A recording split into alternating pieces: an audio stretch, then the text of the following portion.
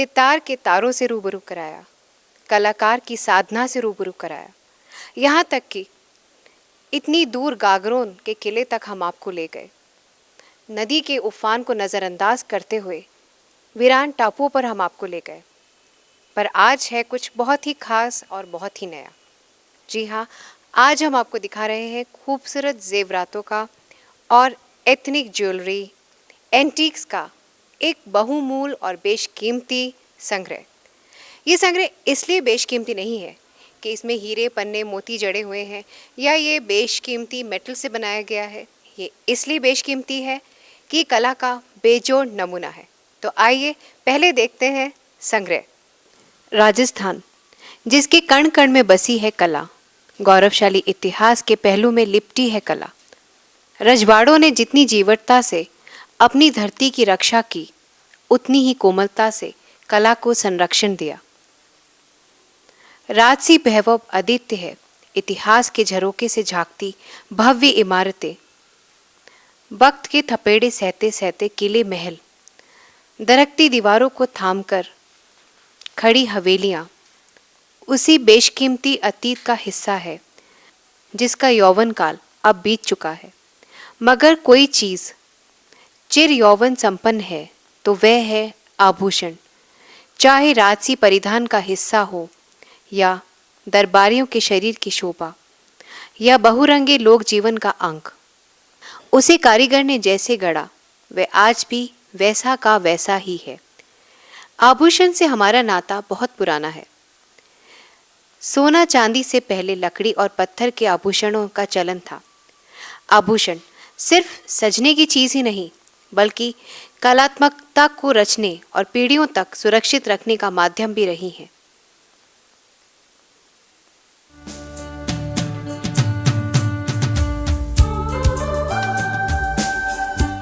अगर इन्हीं कलाकृतियों का बेजोड़ संग्रह देखना हो तो आपको कहाँ जाना होगा? जी नहीं, कहीं दूर नहीं, यह हमारी राजधानी में ही है। ये चांदी के आभूषणों का सबसे बड़ा संग्रह है। विदेशी संग्रहालयों ने इस संग्रह को मंगवाकर अपने यहाँ अनेक प्रदर्शनियां लगवाई हैं। ऐसा अद्भुत संग्रह, वह भी पीढ़ियों पुराने आभूषणों का।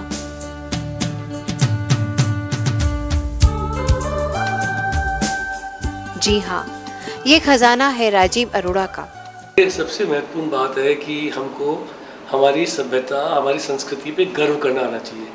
हमको ये इस बात पे गर्व होना चाहिए कि हमारी ऐतिहासिक धरोहर, हमारी विरासत, हमारा सांस्कृतिक इतिहास विश्व में सबसे ज़्यादा रिच है। उसमें इतनी ज़बरदस्त हमारे कलाकारों ने कलाकारी दिखाई है, काम करा है, और उसको अगर नष्ट होने दें, उसको हम कबाड़ी की दुकान पे बेच दें, हम खुद उन चीज़ों को पसंद ना कर पाए जो कि हमारे पुरखों ने, हमारे माता पिता ने या दादा ने, दादी ने, उन लोगों ने कितने प्रेम से बनवाया होगा या रखा होगा। तो एक तो उसका कदर करनी आनी चाहिए। पारंपरिक आभूषणों में ही परंपराओं की खुशबू है। खुद को सजाते सजाते लोग इससे अपना घर भी सजाने लगे हैं। दुनिया के बेहतरीन डिजाइनर केल्विन क्लाइव भी राजीव अरोड़ा के कायल हैं, होना भी लाजमी है। मिस यूनिवर्स जेनिफर हॉकिंस उन्हीं के आभूषणों में इटला रही हैं, और श्वेता बच्चन भी तो। फिर बिल क्लिंटन कैसे खुद को रोक सके? भारतीय पारंपरिक आभूषणों को दुनिया में पहचान दिलाने वाले राजीव अरोड़ा आज जहां है, वहां तक पहुंचना इतना आसान नहीं था। तो इस तरीके से मैं सब जगह घूमा। समस्या तो वास्तु पूंजी की थी। मैं पहली बार बैंक के मैनेजर के पास गया कि मुझे लोन चाहिए, मेरी कंपनी शुरू करी है, मैंने काम शुरू करा है। तो उन्होंने बोला आप कितना लोन चाहिए? मैंने कहा 10,000 रुपये चाहिए।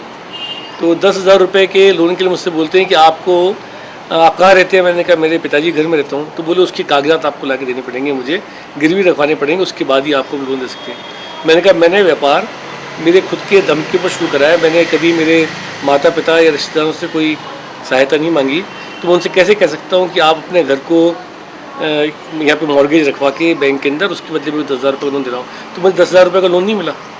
ये जो मेरी पूंजी थी वो मैं कुछ समय से जब पढ़ रहा था तो 10-10, 20-20 रुपये रेकरिंग डिपॉजिट में इकट्ठे करता था, उससे 500-700 रुपये इकट्ठे हुए।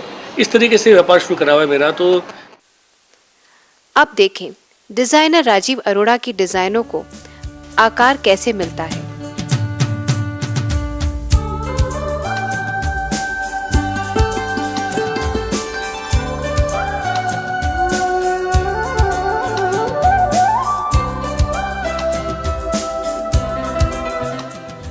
ये जगह फैक्ट्री तो नहीं लगती, पर फैक्ट्री ही है।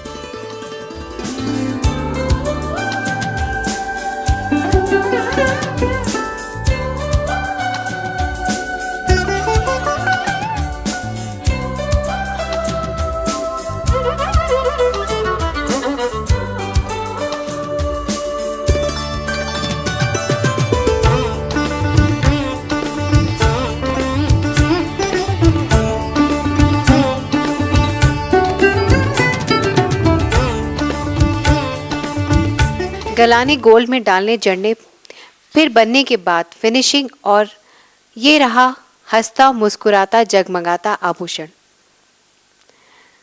देखिए क्या है कि जो पुराने हमारे जेवर और गहने हैं उसको, जैसे मैं बता रहा था, रिसाइकिल करने के लिए चांदी को पहले जो कोई परिवार वाले किसी सराफा व्यापारी को बेच देते हैं, किसी सुधार को बेच देते हैं, वो उनको तोड़ के और गला देता था, उसकी वापस चांदी बना ली जाती थी। उससे एक तो जो महीनों का काम करा होता था एक किसी कलाकार का, वो ख़त्म हो जाता था और उसको कोई वैल्यू एडिशन नहीं मिल पाती थी। सबसे बड़ी बात यह कि आपने कड़ा बनाया जो कि 2 महीने में बना होगा, 1 मिनट लगता है उसको तोड़ के आप उसको वापस मेल्ट करके उसकी चांदी बना लो, तो उस पर जितना कलात्मक काम करा हुआ है वो ख़त्म हो गया। मेरा सबसे पहला इंटरेस्ट था जो हमारे पुराने जो चीज़ें उनको संभाल के हम रखें। हमारे सबसे बड़ी कमी रही है भारत की ज्वेलरी बनाने की कला के अंदर कि हमने कभी उस पर तारीख नहीं निकाली, उस पर हॉल मार्किंग नहीं करी।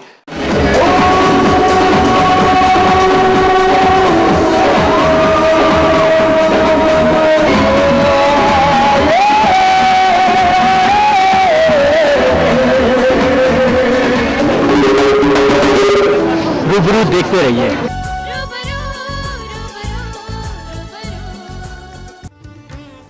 जेडीए द्वारा कृषि भूमि पर बसी आवासीय कॉलोनियों के नियमन का अभियान। यदि आपका मकान या भूखंड कृषि भूमि पर स्थित है तो नियमन शिविर में आइए, मकान या भूखंड का नियमन कराएं, चैन की नींद सो जाएं। जेडीए, जहां नगर नियोजन एक परंपरा है। वंदना, गले की जलन, सर दर्द यानी सर्दी जुकाम, ऐसे में सर्दी की खास गोली सुपर वन, और पल भर में आराम। सर्दी की खास गोली सुपर वन। रूबरू देखते रहे। दोस्तों इतना ही नहीं, राजीव अरोड़ा में एक छिपा हुआ कलाकार तो आपने देखा ही, साथ ही राजीव अरोड़ा का अपना घर आर्ट ऑफ लिविंग का जीता जागता नमूना है।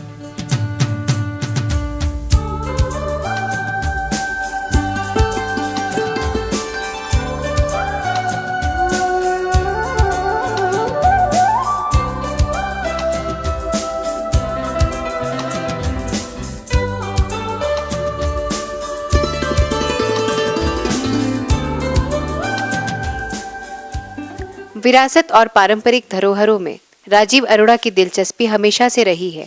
ये उनके व्यक्तिगत जीवन में भी झलकता है। उनके घर में कोने कोने में कला बसी है। देश और दुनिया की अनोखी कारीगरी को उन्होंने संभाल के रखा है। पेंटिंग्स आहा देखने के लायक है। सुरागदार अनूठी कलाकृतियां, काष्ठ कला,